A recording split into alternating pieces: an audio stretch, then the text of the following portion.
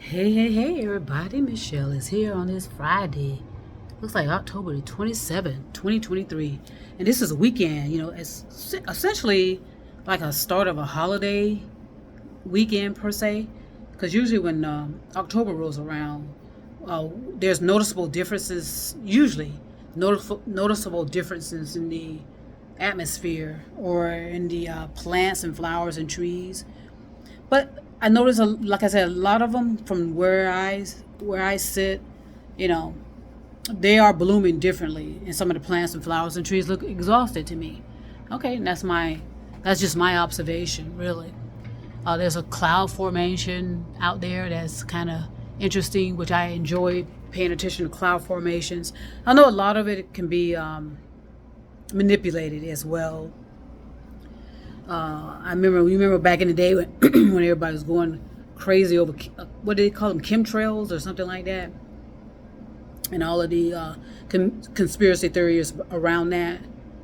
And but if you think logically, if you choose to, I'm not downplaying people, but if you just think clearly and effectively about chemtrails, because a lot of people were concerned that they were dumping it on certain neighborhoods and certain communities, which is possible.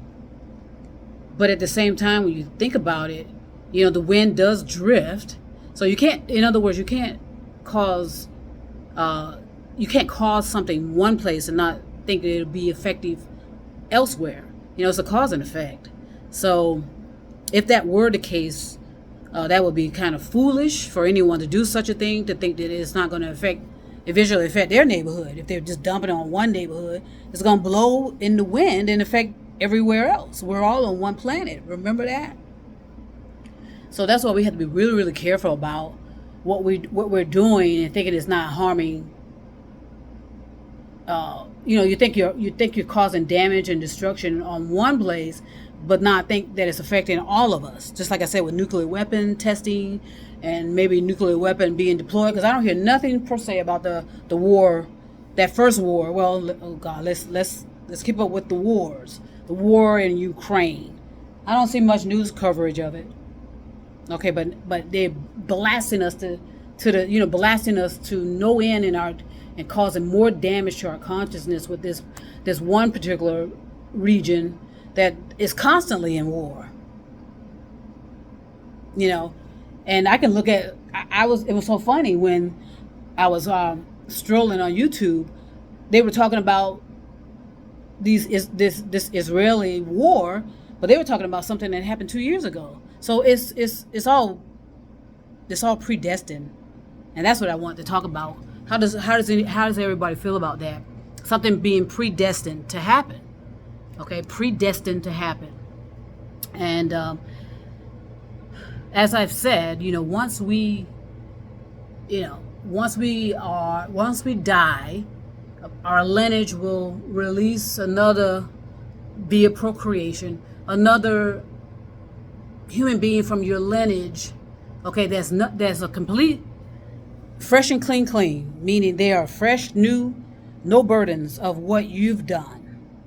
Okay, they have no burdens of that. They have knowledge of it or impulses of it, as all of us, but they have no burdens of it. They have a fresh start, and they're fresh and clean. So they come in with no quote unquote preconceived notions, right? Let's look something up here.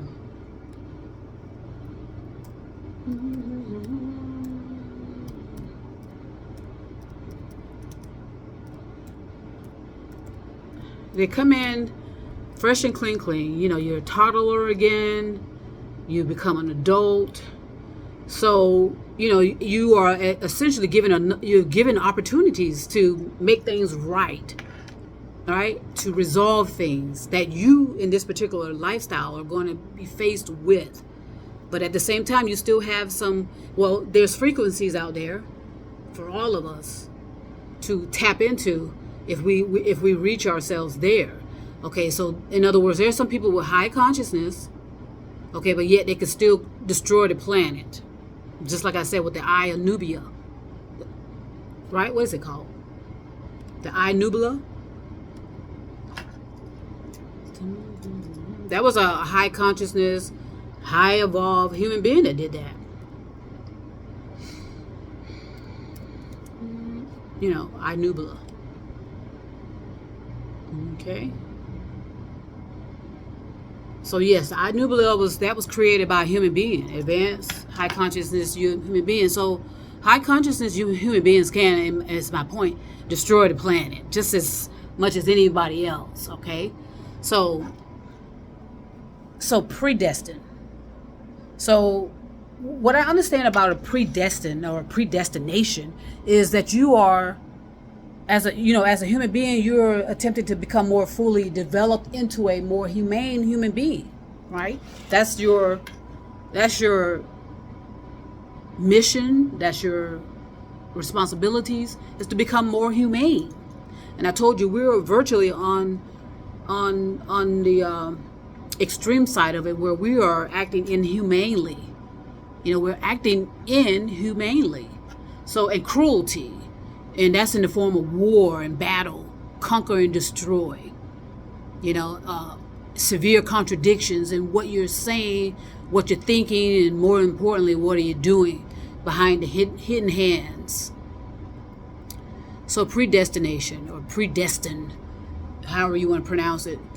I accept that that's a possibility within each one of us, but it is a free will to consider.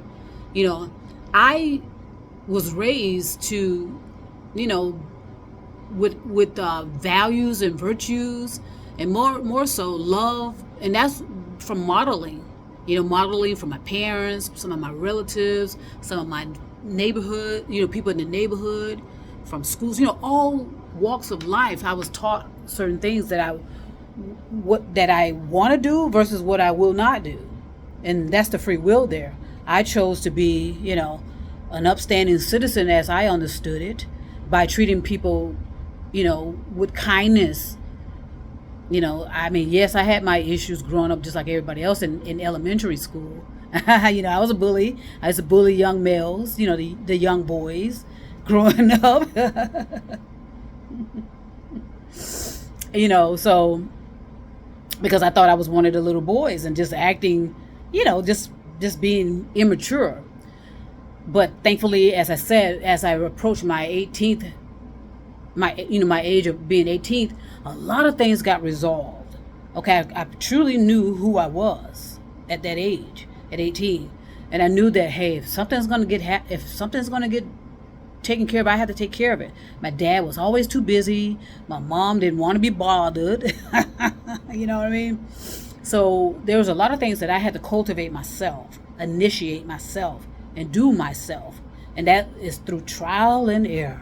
Trial and error. Just making mistakes after mistakes, being frustrated, but yet moving forward still nonetheless. And, building myself, developing myself. So yes, there's a certain amount of qualities that are predestined for all of us, but it's still free will. So if you want to be a genuine, fully developed human being, well, that means what? What's inhumane? Okay, let's look it up. Let's make sure it still holds the value that it appears to bestow, being inhumane. A little warm too, because I had just finished walking, so it was warm outside. Okay, it says lacking pity or compassion. Now I'm going to say something about pity in a minute, because that it says lacking or reflecting lack of pity, kindness, and compassion. So let me just say something about pity. Okay. So in my opinion, that inhumane, that definition doesn't really support so much of what I consider to be inhumane, because you don't want to be pitying anybody, in my opinion. Pitying someone is almost like, let's pull it up.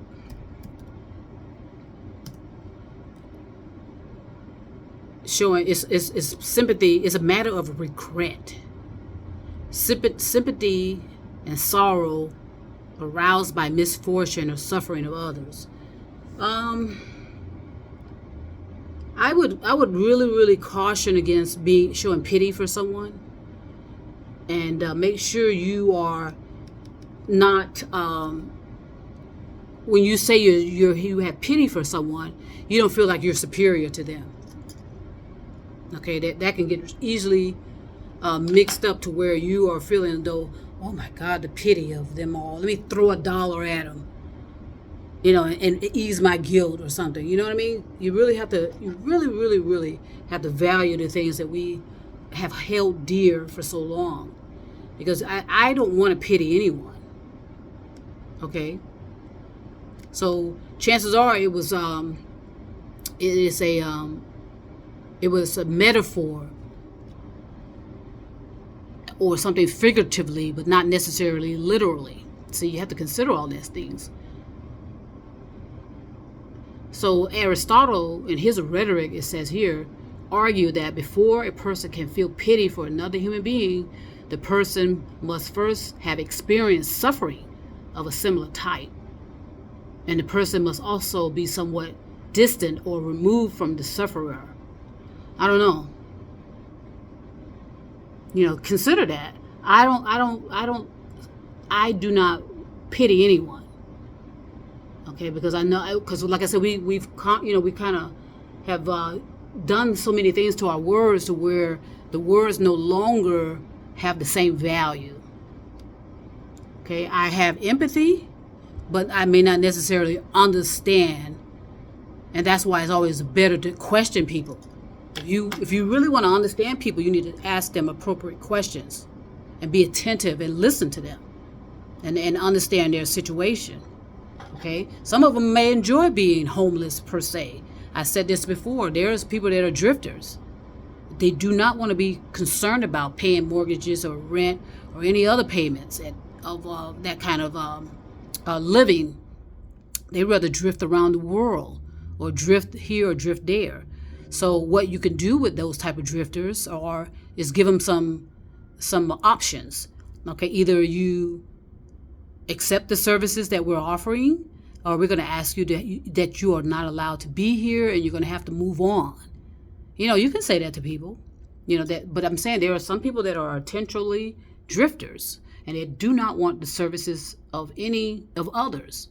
But if they're causing a disturbance to others, then they're going to have to take responsibility for that and be asked to move on. But what happens with that? They'll just go to one place and, So those are things that just think about. So yes, we all have to evaluate things based on our own understanding of things. And you have to. I mean, if you choose to get to the meat of it, to get to the depths of it, you have to suspend your ego.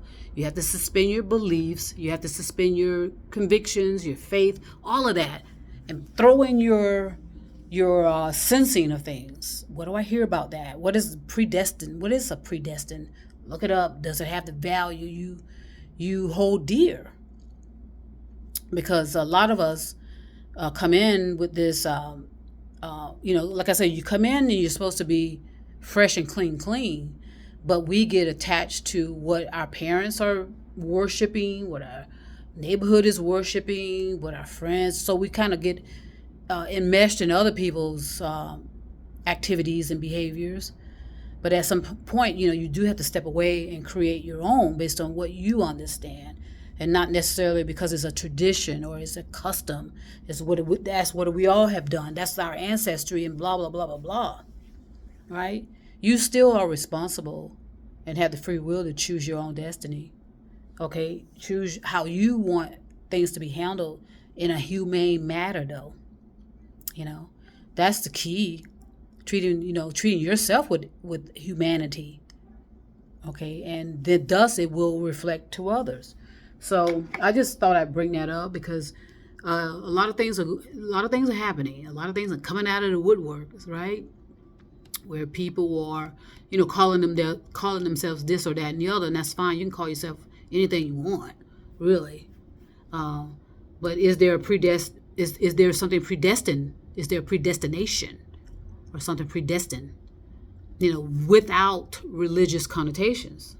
You have to do it that way first, because you have to suspend your ego and your beliefs and all that to get to matters that are deep within you, deep within the innermost part of yourself. Maybe you weren't predestined to be in religion. Maybe you were predestined to be out of religion. Those kind of things. And it's an individual journey. Okay? Your life choices, how you choose to, handle yourself. What are your values? What do you hold dear? What's important to you?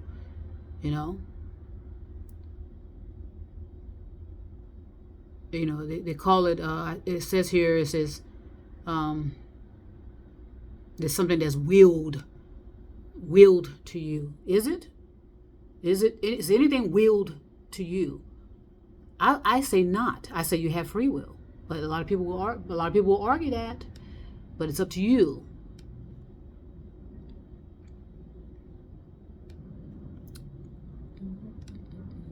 So, like I said, I'm having fun with a lot of things because it just allows me to kind of really, really get deep within myself and resolve things, and make sure what I'm speaking and what I believe. Not necessarily what you believe, but you can use belief. If you believe something, have you challenged it to make sure it does have the value you hope that it had? Maybe it doesn't. Like being humble. As I said, humble now means essentially that you're being submissive and subservient. Are you? Are you being submissive and subservient? Okay, so maybe that needs to be elevated. Maybe that term needs to be elevated to something else. We're supposed to elevate our language as well, because our language does evolve as well, just as our behaviors and actions does. Okay, sometimes you have to take things abstract, but you have to be logical about it. And thinking abstract. You need to incorporate all of that. You need to incorporate the literal factors of it, the figurative factors of it, the metaphors. All of that needs to be considered when you're making decisions, as well as bringing in your sensing.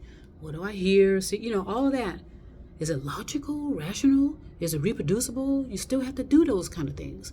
You just don't accept your fate.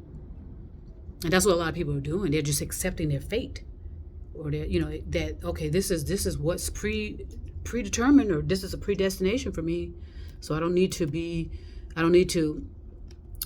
elicit much efforts to change it all, right? A predetermination, that's a synonym. Blah, blah, blah. So have fun with this stuff. When you're doing this, make this fun. Don't make it so tight and make it so so heavy on you. Just understand that there's just a lot of things we don't know, but it's our responsibility to know things. Yeah, predestination versus free will. Those type of discussions, I hope, are still happening. Okay, and know that, know who you are, what you are, and why you are. And just because it was part of your ancestry doesn't mean it's a part of your future. Okay, a part of your now. Okay, free will is free will, and I would suspect if you understood free will, you'll understand that's where the power is. And a lot of people are going to keep you from knowing that for various reasons. Okay, we're in a political season.